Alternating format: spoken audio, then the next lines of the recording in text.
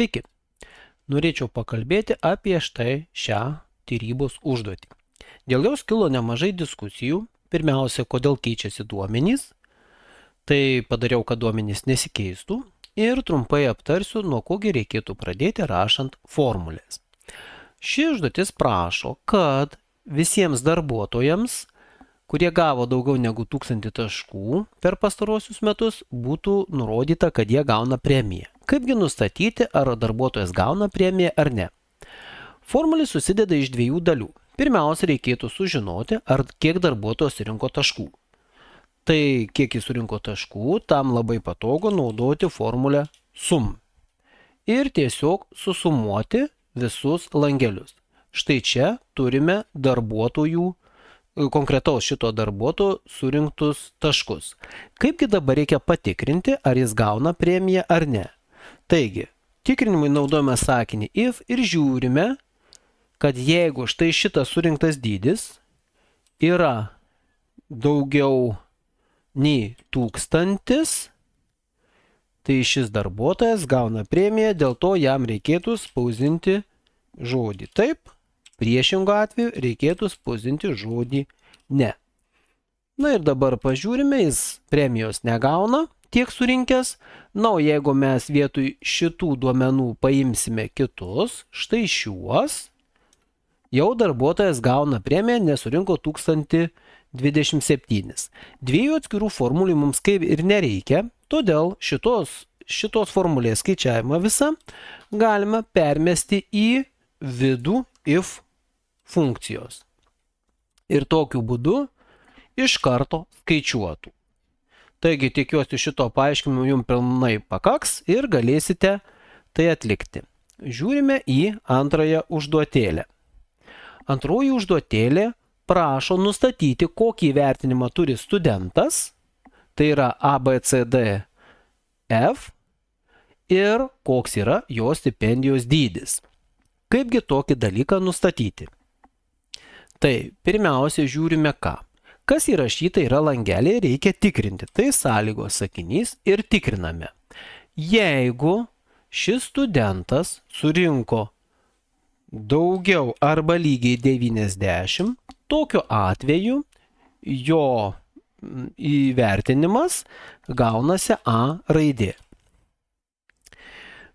Ir priešingų atveju, reiškia, jis neturi daugiau iš 90, lieka visi kiti atvejai. Vienas ifas gali naudoti tik 2 variantus. Bet į šito ifo vidų galima else dalyje rašyti kitą ifą, kuris tikrina, ar langelis B2 yra daugiau lygus už 80. Tokiu atveju tai turėtų būti B įvertinimas. Na ir kitų dalių aš nerašysiu, čia parašysiu tiesiog likę. Štai taip uždarau ir gaunu, kad įvertinimas A prasuku. Žiūrėkit, A įvertinimus rado, B įvertinimus 83 rado ir čia yra visi likę, kuriuos jums reikės patiems parašyti. Dabar ką daryti su stipendija? Tai yra lygiai tokia pati situacija, lygiai toks pat ifas, tik tai vietoj įvertinimų nustatymų mes skaičiuosim stipendijas. Sekanti užduotis. Mums reikia rasti, kiek yra studentų išmanančių ir informatiką, ir verslą. Turi būti tenkinama, kad abudu balai privalo būti daugiau lygus 90. Kadangi tai yra 2 kriterijai, šituo atveju siūlyčiau pasinaudoti formulę count ifs, kuri leidžia nustatyti kriterijus. Ir čia iš karto galiu paaiškinti, kaip greitai pasižymėti kriterijus. Pažymiu vieną, spaudžiu Ctrl Shift ir rodiklę žemyn ir visą stulpelį man gražiai užžymi. Ir gaunasi nuo B2 iki B201. Ir toliau nurodyti kriterijų. Čia nurodysiu kažkokį tai kriterijų. Jau kaip kriterijus nurodyti jūs žinote, aš dėl to nerašau. ir už kabletaškio galiu rašyti antrą kriterijų diapazoną ir imti iš verslo balų. Ir nurodyti, kokio verslo balo man reikia. Reiškia, tokiu atveju bus atsižvelgiama į tai, ar tenkinami abudu kriterijai. COUNTIFs leidžia naudoti ne tik 2 kriterijus, o ir daugiau. Sekantį užduotėlį. Reikia patikrinti, ar gauname tą patį rezultatą su COUNTIF ir COUNTIFs. COUNTIF su keliais kriterijais jūs jau žinote, o čia yra 2 nurodyti kriterijai. Klausimas, kaipgi tą patį paskaičiuoti su vienu COUNTIFu? Iš tikrųjų, nereikia taip apsiriboti, kad mums reikalingas vienas COUNTIFas. Galima su COUNTIFu paskaičiuoti visus studentus nuo 80 ir daugiau ir atimti tuos studentus, kurie yra virš 89.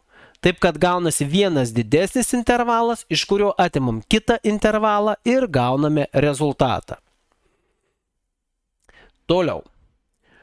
Mums reikia atrinkti, kiek moteriškus lyties studenčių mėgsta žalią spalvą. Tai šiuo atveju vėlgi yra 2 kriterijai, tai akivaizdu, kad naudosime COUNTIFs, nes mums reikia kiekio. Tai tikrinsim, ar tai yra moteris ir ar žalia spalva. Kriterijus rašome tiesiog kabutėse. Sekantį užduotėlį. Na, šita užduotėlė truputėlį įdomesnė, tuom, kad yra 3 kriterijai. Ir įdomu tai, kaipgi parašyti formulę, kad būtų atsižvelgiama į štai šitame langelyje nurodytą skaičių. Kadangi 3 kriterijai, automatiškai rašome COUNTIFs. Dabar nurodant pirmą kriterijų, aš pavyzdžiui nurodysiu štai tiek, jau jūs patys nusirodysite iki galo, ir kaipgi nurodyti kriterijų 10 imant langelio koordinates. Tokiu atveju reikia kabutėse rašyti ženklą mažiau lygų ir dabar prijungti patį skaičių. Skaičių prijungiam su AND ženklu ir nurodydami koordinates. Štai tokiu būdu aš galiu įvesti vieną kriterijų, nes jeigu aš įvesiu čia skaičių 10, jis bus kaip konstanta, jis nesikeis. Jeigu aš įvesiu šitokiu būdu, tai skaičių 10 bus galima keisti. Toliau, 7 užduotis. Čia reikia paskaičiuoti vidurkį. Kadangi yra tik tai vienas kriterijus, tai average if kaip rašosi? Average if. Pirmiausia eina, va čia ir yra skirtumas tarp šitų 2 formulių. Eina diapazonas ir neparašyta konkrečiai koks diapazonas. Čia iš tikrųjų yra kriterijų diapazonas nurodomas.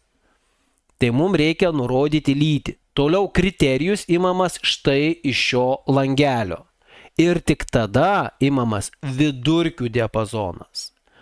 Kodėl aš tai atskirai sakau? Todėl, kad jeigu mes naudojame formulę average ifs, šiuo atveju pirmiausia eina vidurkio diapazonas, tada kriterijų diapazonas ir tada kriterijus. Taip, kad atsargiai, nes šitos 2 formulės yra truputėlį sukeisti kriterijų diapazonai vietomis. Atidžiai skaitykite, kas parašyta apačioje ir jums tai padės. Tai čia ką reiškia nurodyti? Vidurkio diapazonas. Tai imsim vidurkį, kriterijus imsim iš lyties ir kokį kriterijų nurodysime? 0 arba vienetą. Sekantį užduotėlį. Sekantį užduotėlį truputėlį yra sudėtingesnė. Oi, kas čia man persijungia, atsiprašau. Štai taip, sekantį užduotėlį truputėlį sudėtingesnė. Mums reikia suskaičiuoti Julijos pardavimus atsižvelgiant ir į vardą, ir į ketvirtį. Šiuo atveju, kadangi yra sumuojama viskas, mes naudojam SUMIFs formulę ir žiūrim, kas apačioje pagalboje parašyta. Sumos diapazonas. Tai sumas mes turime imti iš visų pardavimų. Toliau. Kriterijų diapazonas. Dabar iš kur mums reikia imti kriterijus?